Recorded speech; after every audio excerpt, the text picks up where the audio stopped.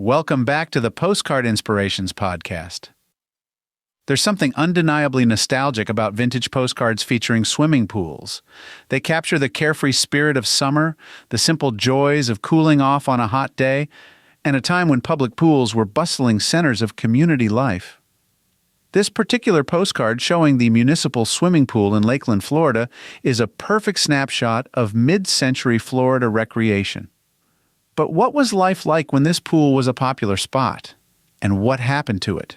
Let's take a deep dive into the history of Lakeland and its once thriving municipal pool. The back of the postcard proudly describes Lakeland as situated in the center of Florida and known as Florida's most picturesque city.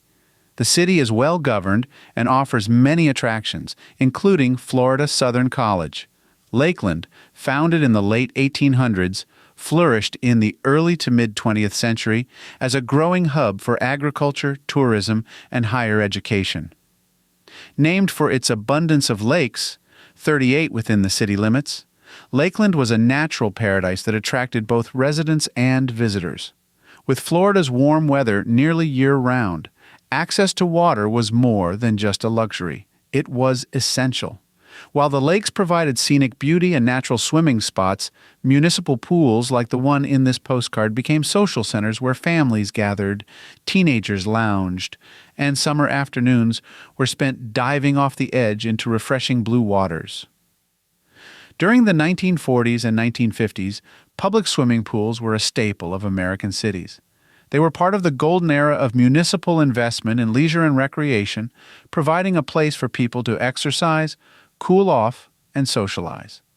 For many, the municipal pool was an affordable alternative to expensive private clubs or traveling to coastal beaches. These pools were often city-funded, well-maintained, and a source of pride for the community. The Lakeland Municipal Swimming Pool, like those in many other Florida cities, would have been a lively place during the summer, filled with children taking swimming lessons, families enjoying weekend outings, and teenagers showing off their diving skills. The postcard scene itself is classic mid-century Florida. Young women in stylish one-piece bathing suits chatting poolside, others wading into the water, and a backdrop of palm trees swaying in the breeze. The atmosphere is relaxed, social, and distinctly Floridian. Like many historic public pools, Lakeland's municipal swimming pool eventually fell out of favor. By the late 20th century, several factors contributed to the decline of public pools across the country. Suburbanization and private pools, as more families moved to the suburbs and installed backyard pools, public swimming areas saw fewer visitors. Integration and social change. Many municipal pools, particularly in the South, had been segregated for much of their history. The civil rights movement led to the desegregation of public facilities, but in some cases, cities chose to close pools rather than integrate them. Rising maintenance costs. Older pools required expensive repairs and renovations. Many cities opted to close them rather than invest in costly updates. Changing recreational trends. By the 1970s and 1980s, public pools were competing with water parks, beach trips, and other modern recreational options.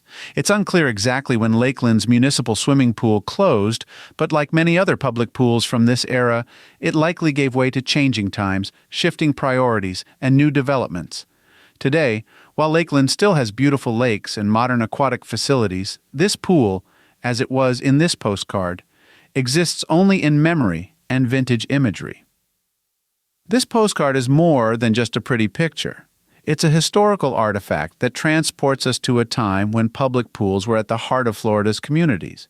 It reminds us of sun-soaked afternoons, laughter echoing off the water, and the way simple places like this could bring people together. For those who once swam in Lakeland's municipal pool, this card might stir up fond memories of childhood summers.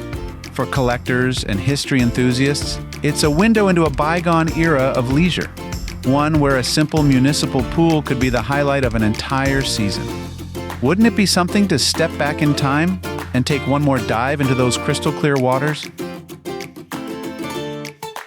That's all for this episode, but the story doesn't end here. Postcards have a way of carrying voices from the past right into our hands, and that's something worth cherishing. If you'd like one of these little treasures sent your way, just visit postcardinspirations.com and sign up for the giveaway. I hope you have a wonderful, inspirational day.